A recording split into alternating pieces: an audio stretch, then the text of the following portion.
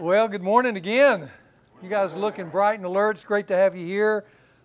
This morning, we get to tackle one of the more popular, great questions. And that is, how does the Bible say the world will end? That's a pretty fascinating question, isn't it? And it's one that people have speculated on for generations. It's one that's been the subject of countless sermons and best-selling books. I go back to when I was in college. The thing that even got me started spiritually was Hal Lindsey's late great Planet Earth. I'm looking in the room. Some of you guys have probably read that, but that kind of started me off. And of course, in this last generation, we had the Tim LaHaye Left Behind series that was so popular and went into movies and things like that. Well, today we're going to answer the question, how does the Bible say the world is going to end? And we're going to look at it from two perspectives. One from a big picture perspective, and that is this wild map that you have in front of you here this morning. And then we're going to look at it from Jesus's own words as we walk through Matthew chapter 24, which is a much more specific view of how he views not just the end of the world, but the end of this age. And we'll talk about what those mean, because there's a differences between the world and the age, and you'll see that as we work through the material today. So you might grab that outline that's in front of you, and we're going to look at a big picture perspective. There it is, guys. The world and the end of the world right in front of you. And basically what I want you to see, to make it simple for you, it's a 3-act play. This is a 3-act play in front of you. And if you look at your outline, you've got Life on Earth, Act 1. See it there? Life on Earth, Act 2. And Life on Earth, Act 3. Life on Earth, Act 1 is ancient history. Life on Earth, Act 2 is recorded history. And then Life on Earth, Act 3 is regal history. And we'll walk through each one of those, first of all, starting with Act 1. And Act 1, back here after the heavens and the earth are first created, is from the first humanity to the flood. The first humanity to the flood. And if you remember when we were going through our series on how on earth did we get here, we talked about how man got on planet Earth. We compared creation, evolution, theistic evolution, 6-day literal creation versus day-age creation. We're not going to get into that today, but you've got at least a perspective on that. But it starts with Adam and Eve. After the heavens and the earth are created, it starts with Adam and Eve. And Adam and Eve came on the scene. I've just put a question mark there. If you're an old earth person and think the earth was created 4.5 billion years ago, then probably Adam and Eve came on the scene about 50,000 BC. If you are a young earth, more of a literal 6-day creationist, then man could have come on the scene, Adam and Eve could have come on the scene as recent as 4000 BC. But the only thing I want you to see here between Adam and Eve and the end of Act 1 is it was, regardless of either viewpoint, it was a long period of time. There was a lot going on here before recorded history that we know nothing about. We just have little smatterings through archaeology. But what we do know is people grew up, they loved one another, they married, they had fun together, they walked around in groups, they had parties, they worshiped together. All kinds of things happened for thousands of years in this first act on planet Earth that we just have just rare glimpses of. Hopefully over time we'll get more of that, but right now, even with all the archaeology and that we have today, this is kind of a dark period, this ancient man, where he's growing up until he moves from being religious, which we know he was in the early days after Adam and Eve, because it said in, I think, Genesis 4 that men sought the Lord. But then you can move from Genesis 4 to by the time you get to Genesis 9, man has become desperately wicked. And so in that wickedness, God initiates Noah's flood. And Noah's flood comes on the scene, and it says, like in your outline, humanity's almost destroyed. In fact, when Noah's flood's over, there's only 8 people on planet Earth. So we move from Act 1, where humanity's basically back to where it was in the beginning with Adam and Eve, till we move to Act 2. And Act 2 is between a second humanity to the second coming of Jesus Christ. From a second humanity to the second coming of Jesus Christ. So after Noah's flood, humanity kind of gets itself together. It begins to repopulate the earth. A lot of that happened, as we know now from recorded history, around the Fertile Crescent by 3500 BC. We had the first civilization in Mesopotamia, which now is where Saudi Arabia and other things are. And out of the Mesopotamian Fertile Crescent came the first calling on the father of the Jewish nation, which was Abraham. So Abraham comes out of Mesopotamia, actually the city of Ur, which was in lower Mesopotamia, and he's called out by God to go into the promised land. He didn't know where it was at the time, he just left, but that's where the nation of Israel began, with Father Abraham. I mean, even to this day, all the Jews look back to Father Abraham as being the first man of Israel, not the first man of planet Earth, that was Adam, but the first man of Israel was Abraham. And so we begin to watch recorded history, at least from a biblical viewpoint, not necessarily a world historical viewpoint, but from a biblical viewpoint. Adam comes on the scene, and we have the records of Adam and what followed in your Old Testament. And we call that the Age of Israel. The Age of Israel. And towards the end of the Age of Israel, where it was prominent in the Old Testament, you have the first coming of Jesus Christ in 1 BC. Then you have Jesus coming on the scene, who presents himself as Messiah and shakes up everything. And of course the Jews rejected Messiah and they crucified him, and then he resurrected. And when he resurrected, the Age of Israel basically comes to an end. And it starts a new age that's part of your New Testament, and that's the church age. The church age.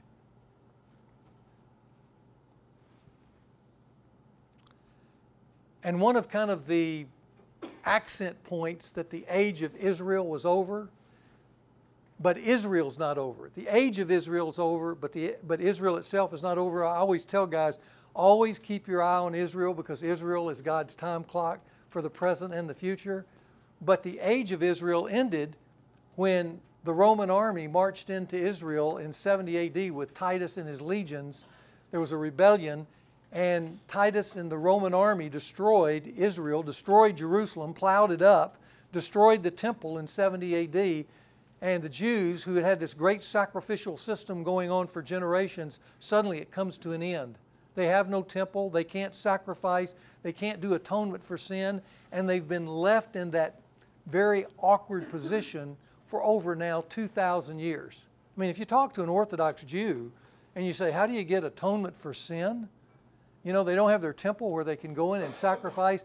They have to do other things to kind of relieve themselves of this sinful tendency that all of us have before God in making offerings that are secondary to what used to happen in the temple when the priest would bring in the blood offering and atone for the people's sin for that year. So the nation of Israel is destroyed. Now we're in the church age. So somewhere in the church age is us today, 2017. But one of the great kind of signals that we're moving forward in history towards a climax was in 1948, where the nation of Israel miraculously was born again as a people. So suddenly they go from a wasteland where they're scattered throughout the earth to they're regathered in Palestine or in Israel today in 1948 and became a nation. Now, right here is as far as we go with what we know as recorded history. Okay? But now we're going to go on and predict some things, because the Bible predicts these things. Somewhere in our future, in the future of planet Earth, under this Act 2 presentation, there will come a world ruler. You know, it's interesting to me, as scattered as the world was in 2000 BC and then all the way through Jesus' age, that the Bible was predicting that the world would go from nation states to a global economy. You can find all kinds of great insights of how the world will slowly knit itself together and become global, with global treaties, relationships between people that will be formed. And one of the big peace treaties that is still yet future is where a world ruler who will be incredibly charismatic. He will have a unique gift of putting spin on everything. But this world ruler comes on the scene and he gains great notoriety when he can put together, now listen, this is so relevant, puts together a peace covenant with the world, but in particular between the warring factions in the Middle East, which is Jew and Arab, and creates it in such a way that he does the unthinkable. He can do the unthinkable, and that is allow Israel, the nation Israel, on their holy mount to rebuild their temple, the one that was destroyed back here in 70 AD. So their temple will be rebuilt. And you go, how can that be? And I go, listen, I was in Israel. I was talking to a Jewish archaeologist and saying, will the temple ever get rebuilt? He said, no way. That would be a miracle of miracles. But the Bible says that this world ruler, and he'll be seen by the world as a world ruler, we get the insight to know he's more sinister than that. He's really the Antichrist. But don't think of Antichrist as some person with horns. Think of him as somebody who's slick, charismatic, can convince you of anything, who looks good, whose family looks good, and you would be saying, this is our guy. And he pulls off something that no one else is able to pull off, and that is peace in the Middle East by signing this peace covenant with many nations and creating a space where the Jews can rebuild their temple.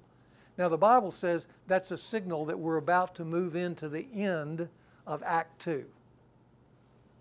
Somewhere right after that, we move into a period called the 7-year tribulation. And in the 7-year tribulation, here's what we'll see in just a moment. But in the middle of this 7-year peace treaty, 7-year tribulation period, the Antichrist, because of his power, will stop the sacrifices that now have started in this new temple in the middle of it. And he will set himself up above all leaders in the world to be worshiped as God. Now, I remember when I used to read that, I used to think, are you kidding me? Somebody's going to set himself up and say, I'm God. And you'd really worship him. But here's the thing you need to remember. For most of human history, world leaders set themselves up to be God. Caesar was declared officially in the Roman Empire as to be deity. The emperor of Japan, when we went to war in World War II, you know why the Japanese fought to the death? Because they were fighting for their emperor, who was the son of God. See, we forget that world rulers eventually push themselves up to deity. And that's what's going to happen here in the middle of this last period on planet Earth, Act 2, is he'll set himself up, he'll stop the sacrifices, and then a great tribulation will break out over planet Earth. And again, we'll talk about this in just a moment from Jesus' perspective. But towards the very end of this tribulation, which a lot of the wrath will primarily be on the Jewish people, the Bible says all of Israel, all the Jewish people that Jesus and God have been trying to reach for all these millennia, they'll be saved. And then at that moment, Jesus will come back. All of history's believers from all the past will be raptured, their bodies brought out of the grave, glorified. They'll meet Jesus in the air, and they'll come with him to planet Earth, with humanity on planet Earth almost destroyed, and the armies of the earth that at that point are about to go to war, Jesus destroys them. So at the end, humanity at this close of Act 2 is almost destroyed. Now Jesus and all believers in their glorified bodies from all time now are on planet Earth, and we move into Act 3. And Act 3 is the final humanity to the end of time. This is the real end of the world out here. And this is called the millennial reign of Jesus. And it's where Jewish and Gentile believers in their glorified bodies will populate the earth with what's left of normal human beings. And guys, that will go on, according to the book of Revelation, for 1,000 years. For 1,000 years. And at the end of that 1,000 years, at the very end of this stage play called Planet Earth, God will bring up history's unbelievers to join history's believers in a final kind of summing up of life on earth for all these thousands of years at what is called the Great White Throne Judgment. It's where believers and unbelievers of all time are judged in a final consummation of the planet. And of those, believers are sent into a new heavens and new earth that now start another adventure, and unbelievers are sent into a lake of fire for a final judgment. So that is for you just take a look at that for a moment. That's a big picture perspective of life on planet Earth in a 3-act play that moves us from the first heavens and earth to the new heavens and earth, with those events kind of as signals along the way. So now what I want to do is move from that big picture perspective to a much more specific perspective where we focus. Now everybody look up here just for a moment, where we focus just on Act 2. Because I'm going to give you an insight into what Jesus says about this particular period of time to help you see that he's focused just on this when he's talking about the end of the world. Not many years ago, I was taking a group of people to Israel, and I was up on Mount Olives, and that's where we're going to look at in Matthew 24. But I want to give you a perspective so you can have the perspective that Jesus' disciples and he had looking into the city. Now, when you look into the city, there's the Dome of the Rock. That's the great Islamic mosque that has been placed there where the original Jewish temple was that was destroyed in 70 A.D. But now there is a Islamic mosque. It's the second most holy site in all of Islam. But I just want you to imagine that you're with Jesus and his disciples. It's kind of towards the end of his ministry. He's up sitting pretty much where we are right here. This is me talking to some people looking into the city. And they are looking into the city of Jerusalem together. Just as now you've got that view looking in, and here's the city wall, and here's the temple, and then the city behind it. So they've got that kind of perspective. And while they're sitting there in Matthew 24, the disciples asked Jesus this question on the Mount of Olives. And this is the question that he asked. As they were sitting on the Mount of Olives, now you have it in your mind, the disciples came to Jesus privately and said, "Tell us, when will these things happen, and what will be the sign of your coming and of the end of the age?" Now just look at that verse for a minute, especially the end of the age. Some Bibles have, "What will be the sign of your coming and of the end of the world?" And see, that would be a mistranslation. Because we're not talking about the end of the world. We're talking about the end of Act 2 of the world. See, for a Jewish person, and especially for these disciples, they'd been following Jesus around, and they had read their Old Testament, and they knew there was another act to come, and that was what the Jews even today consider the Messianic age. That's when Messiah would come and set up his glorious kingdom on earth, okay? And right now, these disciples, they're feeling that they're under the oppression of the Romans, and they're looking at Jerusalem. And Jerusalem, even though the temple probably looked glorious, it's not anything that they would imagine, especially as they read their Old Testament. They're looking forward to a day where Jerusalem would be unbelievably spectacular, and the temple would be the sight of the whole world. It would be the Messianic age. And they, by being with Jesus, had thrown off the yoke of the Romans, and now they were sitting looking at Jerusalem, which in the Messianic age would be the capital of the world, not just the capital of Israel. And so these guys have high expectations. They're sitting with Jesus looking into this city, and they're just imagining the future.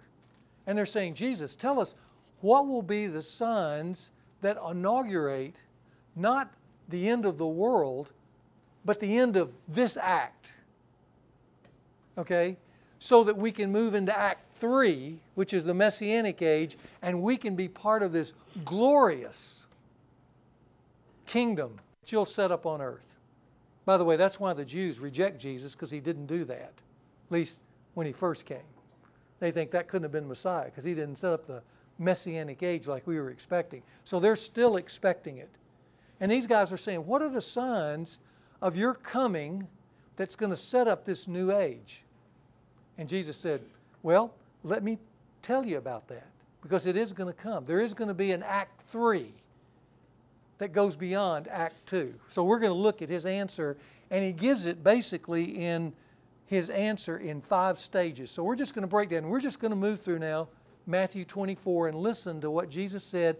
And then what we'll do, guys, is we'll jump out of Matthew 24 and go to other places in Scripture to get little statements that support what Jesus is saying as he goes down through Matthew 24. So here's stage 1 in your notes. It's called birth pangs. Here's what Jesus says in Matthew 24. So they said, what's going to be your second coming?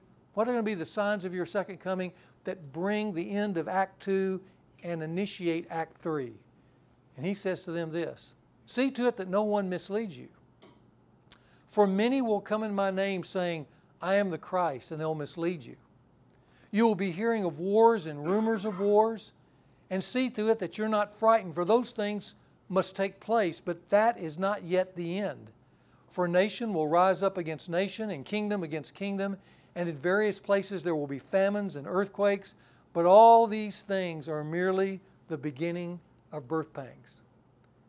Now let me tell you, all through history, when there have been wars and when there have been world rulers who've risen up at different places, Christians have thought this is probably the end.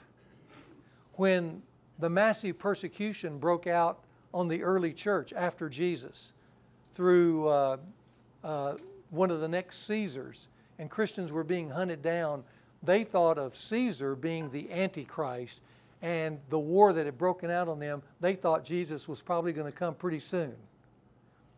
When World War II broke out, there were a lot of Christians who thought Hitler was the Antichrist, and this was the end of the age. You know, when Gorbachev and the Soviet Union fell apart, remember Gorbachev having the mark on his forehead, that red mark? You know, it talks about in Revelation the Antichrist is going to have a wound on his head that he was healed from kind of a fatal wound. And they thought, maybe that's the Antichrist. Maybe this is what it... So people get nervous when there are wars, when there are famines, when there are great earthquakes and stuff like that, because they think, man, this could be the sign of the end. And Jesus said, you know what? No, it really isn't. That's just normal earth conditions during Act 2. So don't let that bother you. I mean, the wars will bother you, the earthquakes will bother you, the famines will bother you. It'll be frightening from time to time, but that's not really initiating what I'm talking about as far as the end of the age. But there will come a time where things will start happening that are not, listen, are not normal earth conditions. They start becoming irregular earth conditions, which brings us to stage 2, signs that are near. They aren't the end of the age, but they're near the end of the world. So then he goes on in Matthew 24 and says this, and this is the key word in that passage. Don't let wars and rumors of wars bother you, but when it comes to then, he's saying now things are going to get different. Then when they deliver you to tribulation and will kill you, and you will be hated by all nations because of my name, at that time many are going to fall away and will betray one another and hate one another. Many false prophets will arise and will mislead many, because lawlessness will be increased, and most people's love around the world will grow cold. But the one who endures to the end, he will be saved. This gospel of the kingdom shall be preached to the whole world as a testimony to all the nations, and then, the end of the age will come. Now, I just want to pick out a few things. They're in your notes, but I just want to make a few observations about what this is saying when you start moving towards the end of the age, signs near the end of the age. And here's what they are.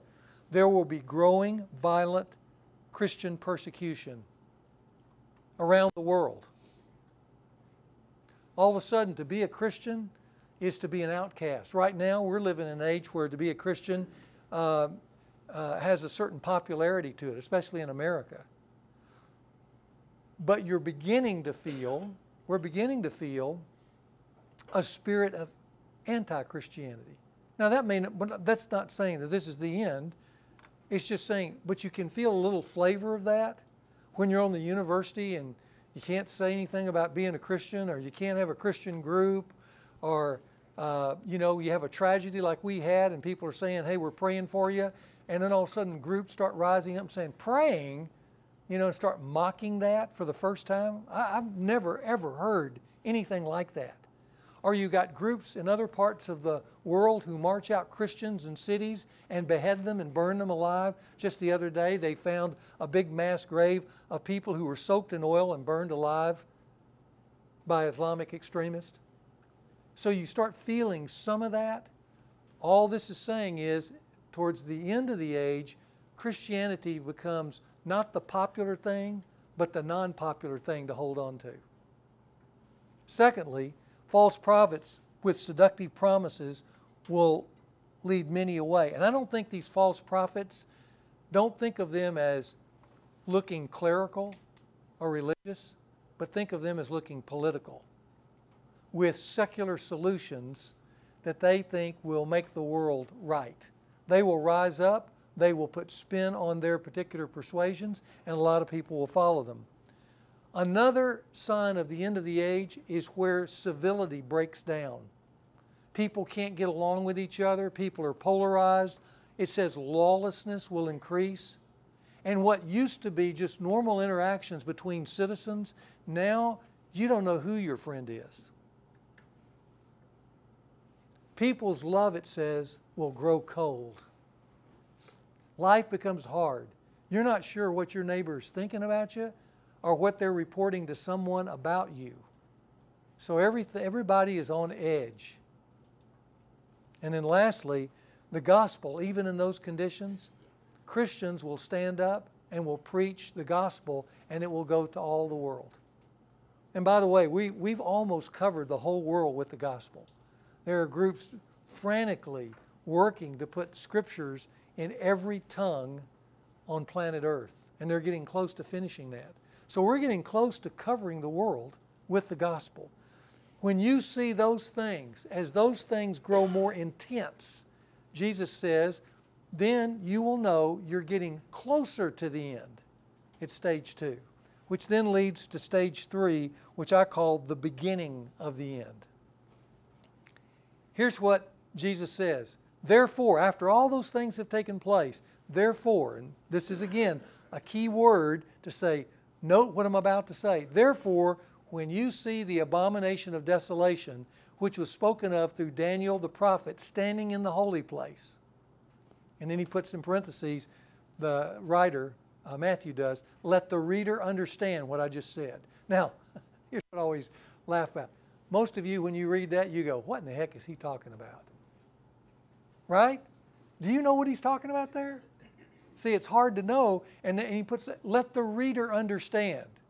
And then those who are in Judea, you better get out of Dodge. If you're in Israel, get out of town when you see the abomination of desolation. But he gives us a key. He says, let the abomination of desolation that was spoken of through Daniel the prophet.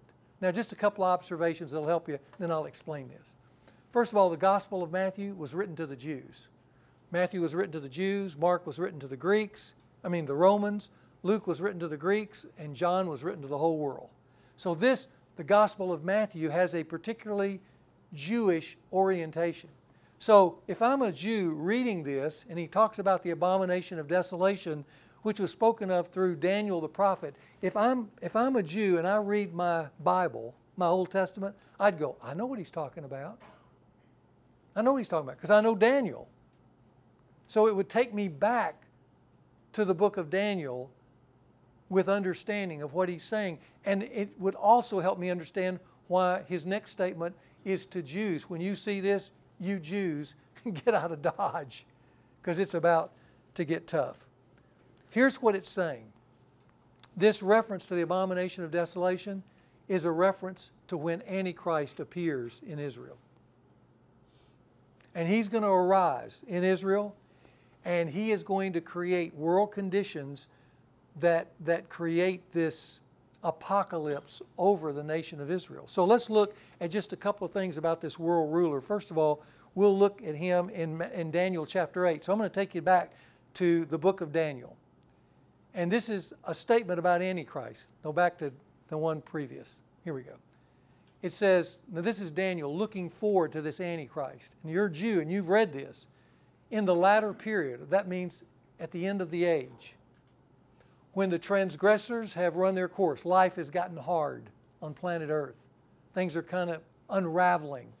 People's love has grown cold. Lawlessness is breaking forth. He says to bring order to that, a king will arise. Now we know the king, if you're a Jew, that's Antichrist. He's a world ruler. He will arise insolent and skilled in intrigue. He is very charismatic. His power will be mighty, but not by his own power. He'll actually have satanic power. And he will destroy to an extraordinary degree and prosper and perform his will over the whole earth. He will destroy mighty men, and he will destroy the holy people. And through his shrewdness, he will cause deceit to succeed by his influence. Do you hear his charisma and his spin in those things? He's somebody who can convince anybody of anything. But by doing that, he's able to bring a world that's struggling together, at least for a period of time. And then we get to Daniel 9, and it says this. And he, that is Antichrist, will make a firm covenant. Okay? He's going to sign a peace treaty with the many for 1 week. Now we know in Hebrew that word 1 week doesn't mean 7 days. It means 7 years. So that's where I'm taking you back to the big picture I gave you just a moment ago. He's going to make this covenant, a 7-year peace covenant, and he's going to make it in Israel, and many are going to join.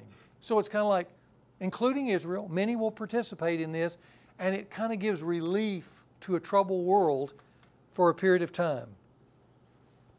But then things start unraveling. Then there is trouble, because even though there's been this peace settlement, and for a while people can relax, things start taking place. The Jewish temple, remember I told you the Jewish temple gets built, and so now the Jewish temple gets built in this peace accord, and so the Jews are happy. They've got their temple up on the mount again. They're sacrificing. The world is kind of breathing a little sigh of relief. We've got somebody who can bring order to this thing. He's organized settlements and treaties among the nations of the world. But then it says this, after 3.5 years, the abomination that I just told you about, that is mentioned by Jesus in Matthew 24, the abomination of desolation breaks forth. Therefore, when you see this abomination of desolation, which was spoken of through Daniel, flee. Okay? And the question is, well, what is that abomination of desolation? Here's how it starts. First of all, the temple that's been operating under this kind of peace accord, the Antichrist finally decides, we're going to stop that. We're going to stop it. So in Daniel 27, remember I've just read a portion of that. He will make a firm covenant with the many for 7 years. Okay, here's the rest of the verse. But in the middle of that week, after 3.5 years, he will put a stop to the sacrifices and the grain offerings. He's going to go into Israel where they're kind of happy campers now. They've got their temple, and he's going, no, we're not going to let this go on. We're going to stop this. And on the wing of abominations will come the one, Antichrist, who will make desolate even to the end of that age. So he's going to stop the sacrifices. Now, you can imagine when he stops the sacrifices, how a covenant people like Israel, so religious in their heritage, so hopeful for the first 3.5 years, they're going to react to that, right? You've desecrated our temple. Remember, it's the abomination of desolation. You stopped our sacrifices. But the real abomination comes when an image of Antichrist is erected in that very temple. Now here's the Jewish temple. And Antichrist comes in and stops the sacrifice, but he doesn't just stop the sacrifices. He puts himself in the middle of that temple and says, okay, we're going to change the way things are done, not just in Israel, but around the world. From this point on, I'm God. I'm God. Now here's how we see this in 2 Thessalonians. Paul says this, let no one in any way deceive you. For it will not come, the end will not come, unless the apostasy, the falling away, comes first. And the man of lawlessness, that's Antichrist, is revealed, the son of destruction, who opposes and exalts himself above every so-called God or object of worship. In other words, this Antichrist exalts himself over every religion of the world, the ones we talked about last week, but particularly the one that he's focused on, that he brought peace to the world through, and that is the people of Israel. He exalts himself over the God of Israel, so that he takes his seat in the temple, in this temple that's been built after it was destroyed in 70 AD and rebuilt with his help, and sacrifices have been going on. He stopped the sacrifices and he puts himself in the temple and he displays himself as being God himself. And the whole world, whoa. But to the Jewish people, the ultimate abomination. It's the abomination of desolation. Let the reader understand. Here's what's taking place in that moment. Revelation in 13:15 says this: he not only displays himself personally as being God, but then as he leaves, and we don't really understand all that this means, but he sets up an image of himself in the temple. And those who do not worship the image of the beast are to be killed. Now you understand why the Jews need to flee, right? Because if they don't worship this beast, this Antichrist, they're to be killed. Now, let me say one thing. As you look at the rest of Revelation about this image, and this is kind of interesting, having been written in 90 AD by John in prison on the Isle of Patmos. This image, according to the book of Revelation, has the ability to move. Not the Antichrist. He's left. But the image he leaves in the Holy of Holies that people are now to worship, he has the ability to move and speak. He's a virtual image. See, for most people during history, they go, how can the image move and speak? But let me tell you, for us now, that'd be no big deal, wouldn't it? To have a virtual Antichrist in the temple representing him, that you come in and he speaks and moves and does all that. That's what's going to be in the temple. That's what's going to be required of worship. And the whole world is going to be called upon to worship the Antichrist. Next verse, it says this: he exercises all authority of the first beast. This is this false prophet who is kind of the first lieutenant of Antichrist. The beast is the Antichrist. The first beast in his presence, and he makes the earth and those who dwell on it to worship the Antichrist. And then it mentions that fatal wound. Something about a wound that we don't really understand, that shows he came back to life, so to speak, kind of like Jesus resurrected. Somewhere in this Antichrist rise to power, he has this death experience that he overcomes that people are amazed at. But they're going to have to worship Antichrist. It's going to be a requirement over the whole earth. And then notice, then Jews immediately, when this happens, when Antichrist stops the sacrifices, sets himself up in the temple, the Jews know it's time to get out of town. So that's why we have what it says in Matthew, the rest of Matthew. It says, then those who are in Judea must flee to the mountains. Whoever is on the housetop must not go down to get the things out that are in his house. Kind of like the fires in California, where people are thinking, hey, I want to try to get these last few precious articles out that I want to keep for the family. And the firemen say, no, just get out. It's the same kind of thing. Don't go back. Don't go back. Whoever is in the field must not turn back to get his cloak. But woe to those who are pregnant and to those who are nursing babies in those days. But pray that your flight will not be in winter or on a Sabbath. You need to leave. Because if you don't leave, you won't live. Because this guy is bringing down the iron rule. He's gone from being a peacemaker to a tyrant. And you either need to respond and bow down to him, or you will lose your life. So you better leave. Also, not just persecution to the Jews, but Revelation 13:7 says that there's persecution against all Christians that are unleashed. It was given to the Antichrist to make war with the saints. believers and to overcome them. And authority over every tribe and people and tongue and nation was given to him. His rulership, his control, now starts extending not just to this moment, but it starts extending over the whole world. He consolidates his authority, his power. He was one who had these loose kind of relationships that he had reined in through treaties, but now he's moved from treaties to being a tyrant, which moves us now to stage 4. Stage 4 in your notes. Now we're at the middle of the tribulation. Remember that covenant, 7.5 years? We're right in the middle of it. Right there. Even though the tribulation is considered 7 years, because those first 3 years is it's leading up to what's now about to break loose. In the middle of the 3.5 years where that image is set up in the temple, now real horror breaks out on planet Earth in the last 3.5 years. And here's some of the things that will happen. First, Antichrist will seize control of the whole earth. Revelation 13:2 says, I saw the beast, which I saw was like a leopard. Now some of this is going to be a little confusing, so just hang with me. It's just describing that some of these characteristics of him. The beast which I saw was like a leopard. He was quick. His feet were like those of a bear. His mouth was like that of a lion. He could roar.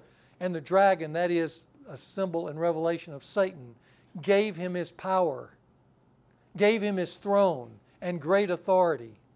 And I saw one of the heads as if it had been slain. In other words, that wound. And his fatal wound was healed. He comes back to life. And the whole earth was amazed and followed after this beast. Another word for Antichrist.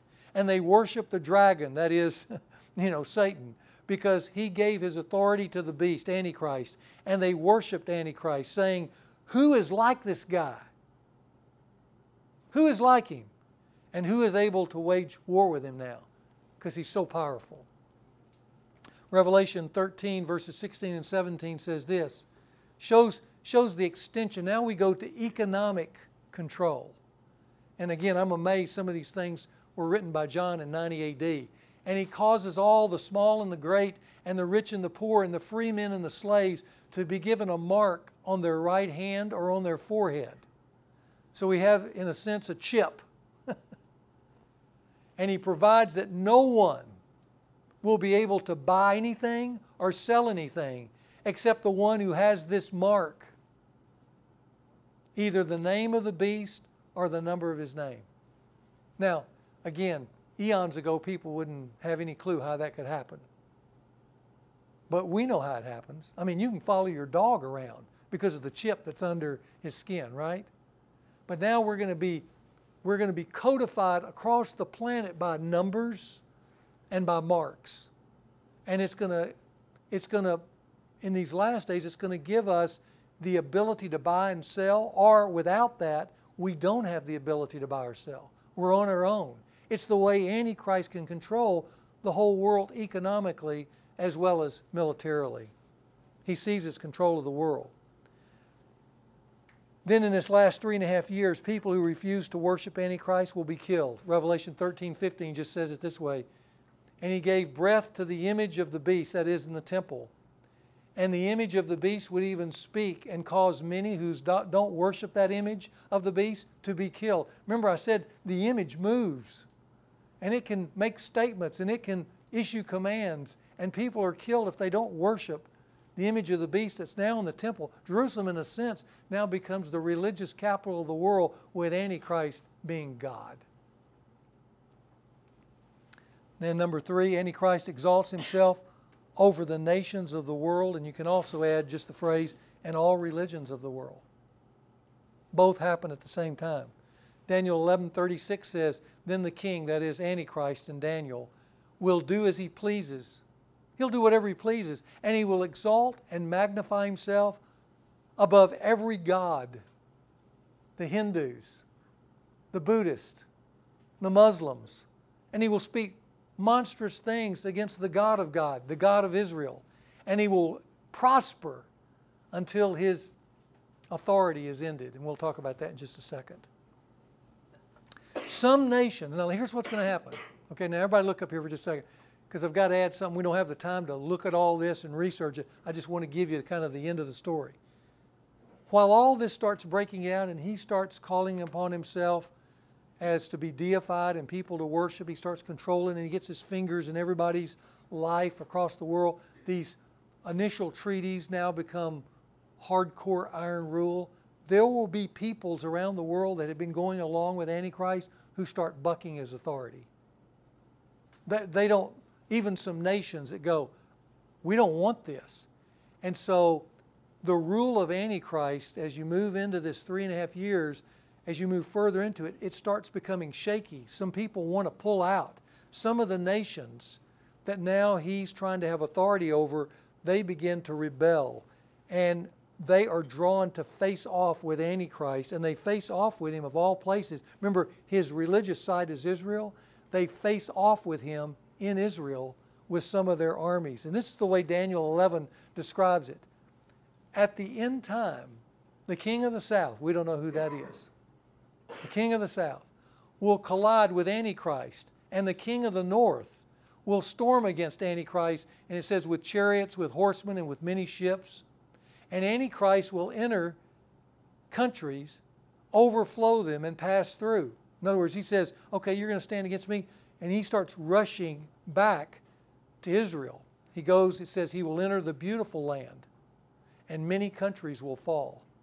So while this confederation of nations start breaking apart, some start rebelling against the ironclad rule of Antichrist, they storm against him. He wants to consolidate his power. He moves back to Israel. They move with their armies to Israel as well.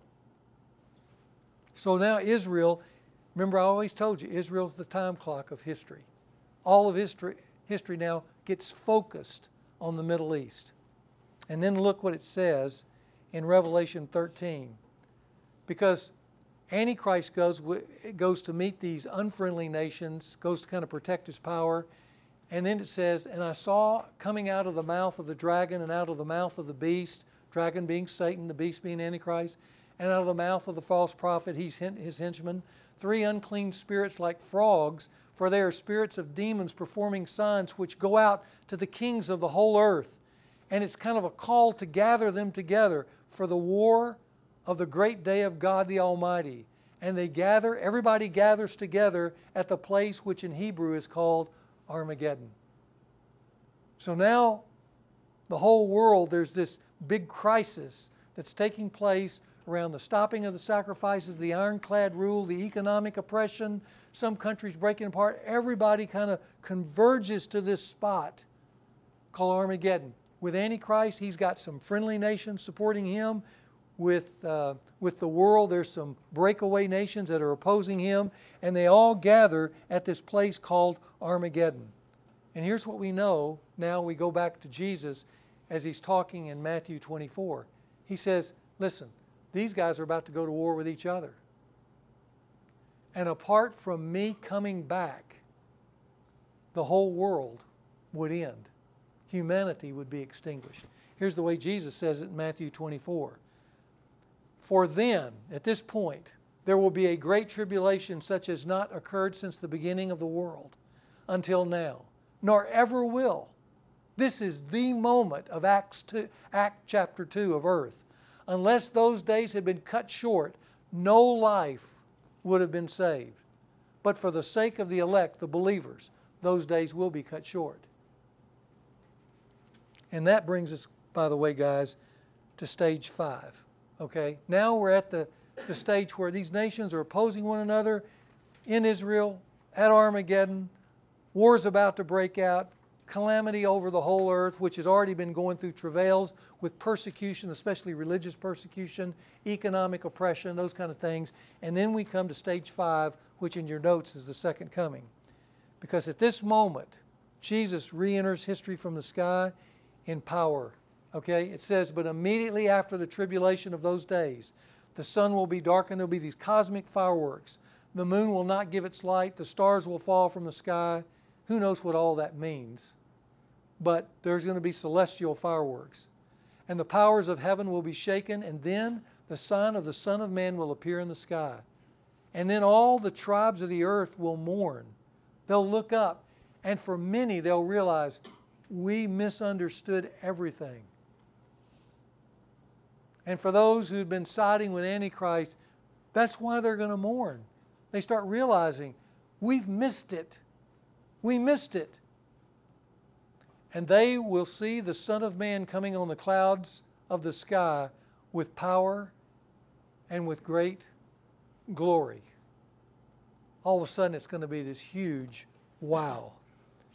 And as I mentioned in the big picture perspective, at this moment, resurrected believers from all of history, as Jesus is in the sky, coming to planet Earth in a way that kind of is mind-blowing, resurrected believers from all of history in their glorified bodies are going to join Jesus in this final parade down to planet Earth.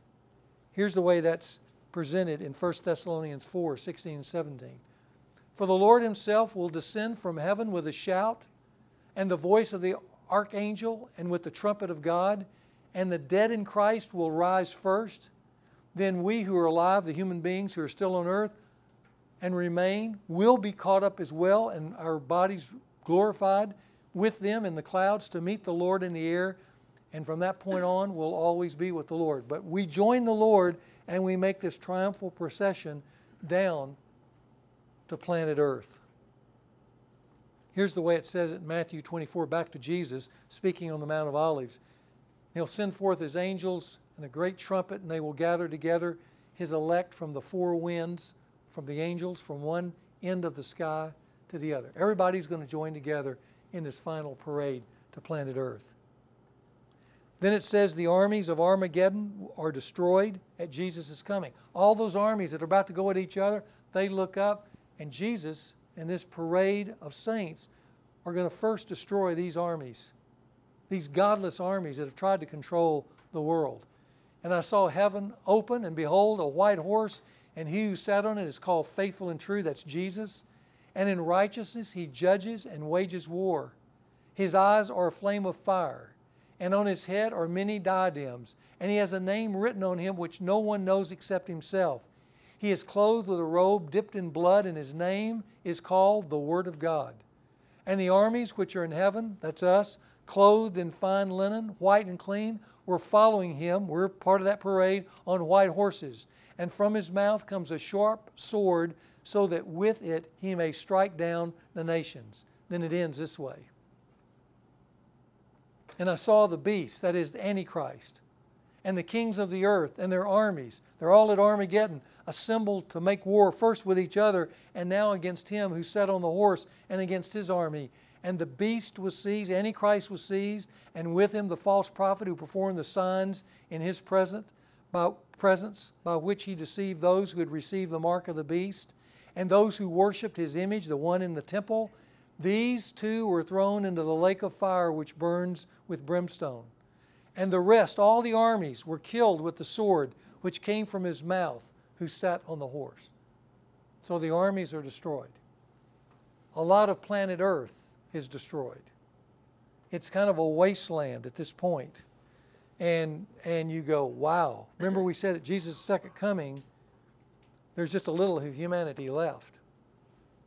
But for the Jewish people, there's this wonderful moment. And Paul sums it up when he's looking forward to this event. And he says, in this moment, all Israel will be saved.